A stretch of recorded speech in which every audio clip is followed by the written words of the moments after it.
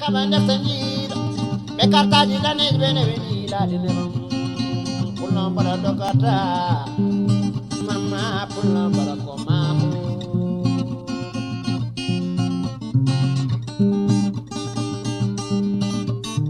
min ko dum no jitta ko malata te anodi ko da ko maji ngama fata ko malata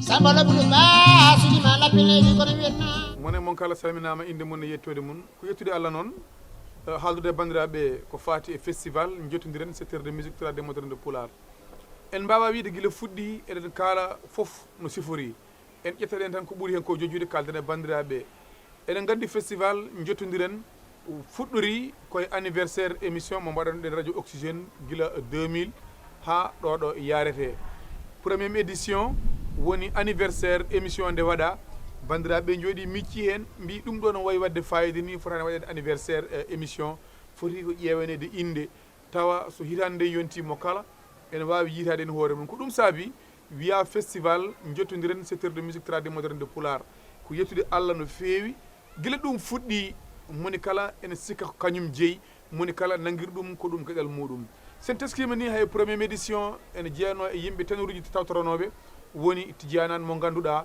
bandiraɓe kala ene jogui muɗum korsa ene jogui mun yidde ene gandi darde mun tinde e rendo Pular e rendo Afrique kadi ɓuuri kam hen welde première édition nde waɗa 2001 e on saaha ko mawnen musidɗo men ene wiye Amadou Samba Kane nden wonno ko impôt domaine ko inspecteur impôt domaine ko kanko mbannoɗen parrain kadi o daari hen darde tinde guila nden ha ɗo yarat ɗo o ittani hen junggo makko kala édition mo mbaɗɗen bandiraɓe kala ena jagga hen ɗum noon ko wiide bandiraɓe festival jottodiren secteur de musique traditionnelle moderne de Pular gueɗel ngal ganduɗa ko bandiraɓe fo jeeyi ɗum kono kadi ene jeeyno e ko soomi hen yaltinde les talents cassés ɓeɓe ganduɗa ko yimɓe yimoɓe amoɓe hoɗoɓe hongoɓe tawa nana e coomi e nder rendo ngo koye leñol ngol jiiya kono keɓani occasion wawde yaltinde mbawko munen ɗum kadi ene jeeyno ko wonno initiative gam wallude man ɓeɗon ene jeeyno hen kadi e wadde gueɗal ngal e kala nokkuji dirtinde ɗum wasa wadde ɗum tan e nokku goto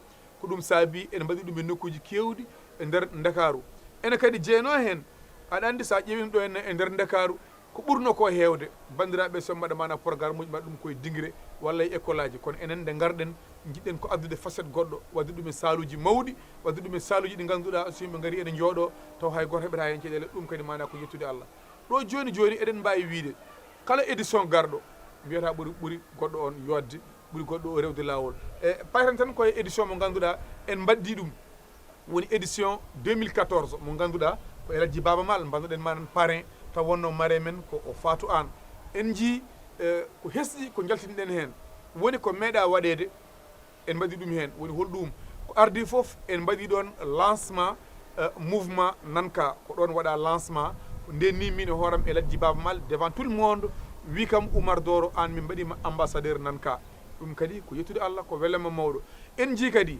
koye nden ko meeɗa wadde waɗi e nder rendo Pular clip o tourné ha para taw tourné ɗum ko attaque vision clip mo ganduɗa kadi e waɗana ɗum ko e waɗa ko e morceau mo ganduɗa biyeteɗo Kaladio taw Baba Mal yimi ɗum ko maire de Demet woni Abdoulaye Elimane Dia ko ɗon clip o waɗa lancé bandiraɓe kala arnoɓe kañumen gadi yiide clip o har clip o yaade mana télévision ɗum ko gueɗe belɗe e baɗɗe fayida bandiraɓe hewɓe darima hen on jii nalankoɓe ko wiide festival jottodiren ko gonga coordonnateur o ala doole kono ene wawi wiide kadi coordonnateur o ene jogui doole ko woni doole ɗe ko bandiraɓe moni kala en adda hen yiyande mum moni kala en adda hen doole mum moni kala en adda hen ngaalu muɗum ko ɗum saabi festival jottodiren gueɗe muɗum wona gueɗe Oumar Doro ko gueɗe rendo ngo foof ko gueɗe dendagal bandiraɓe Haalpulaar en festival jottodiren ko dande sifori.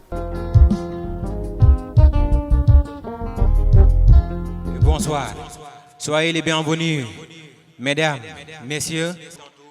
On souhaite le bienvenu à nos chaleureux publics, à nos chaleureux parrains et marraines qui sont ce soir ici, mesdames et messieurs.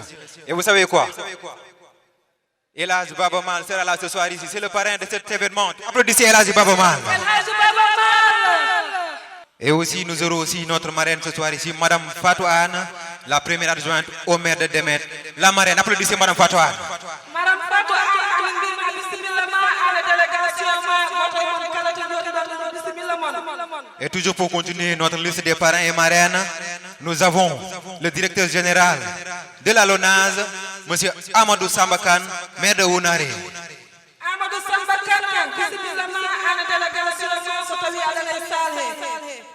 Et aussi Daouda Diam, premier questeur de l'Assemblée nationale. Monsieur Daouda Diam, bismillah à la délégation.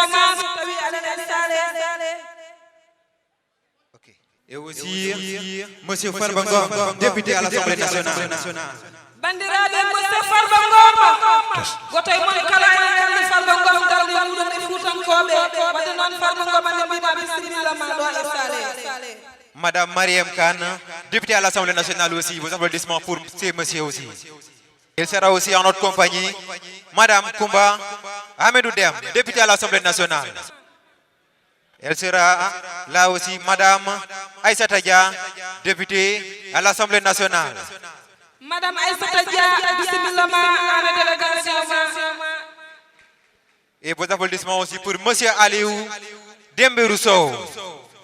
Monsieur Aliou Dembe Sow, à la délégation, bismillah. Monsieur Mamadou Oumar Ndiaye, président, directeur général de GMC. Monsieur Mamadou Oumar Ndiaye, président, groupe témoin, bismillah. C'est Monsieur Abdoulaye Eliman Dia, PDG de Kofia Abdoulaye Eliman Dia. Bandiraɓe caktekele Abdoulaye Eliman Dia, bismillah à la délégation. Monsieur Moussa Baba El Baye, PDG Gapsa. Monsieur Baba El Baye, délégation, bismillah. Aussi, Monsieur Aboulo, PCA de AIBD, Aéroport International Blaise Diagne. Monsieur Abdoulou, délégation, bismillah à la délégation. En notre compagnie aussi, Monsieur Alassane Samba Diop, directeur de la Radio Futur Média. Monsieur Alassane Samba Diop, à la délégation, bismillah. Monsieur Boubacar Ba, directeur Top FM, Top Énergie. Monsieur Boubacar Ba, à la délégation, bismillah. Et bienvenue aussi à Monsieur Amadou Niang de l'OFNAC.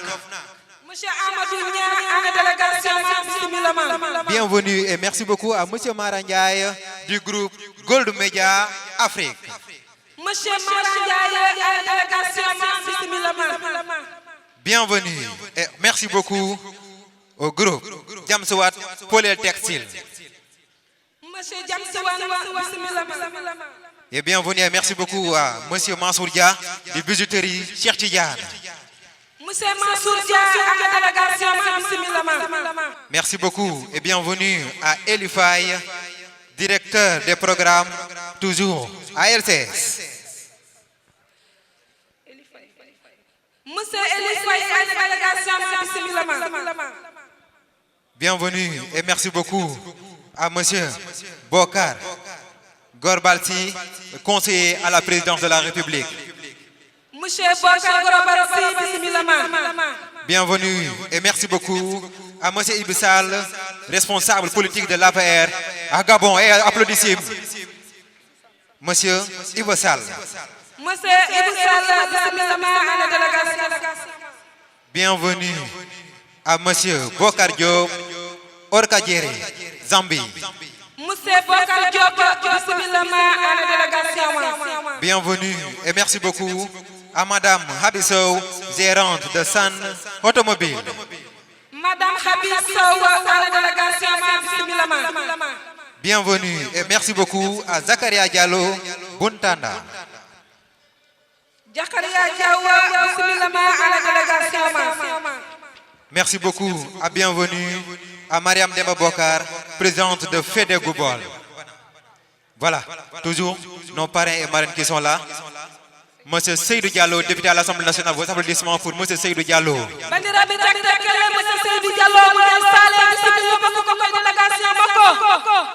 Bienvenue. Il est là ce soir aussi. Monsieur Mansour Dia. Applaudissez Monsieur Mansour Dia. Aujourd'hui, nous allons tous ensemble danser au rythme de Yella, n'est-ce pas? Vous aurez ce soir ici le lead vocal. Voilà. Comme c'est M. Omadoro Koumé, l'organisateur et le coordonnateur de cet événement, il fera son discours pour commencer.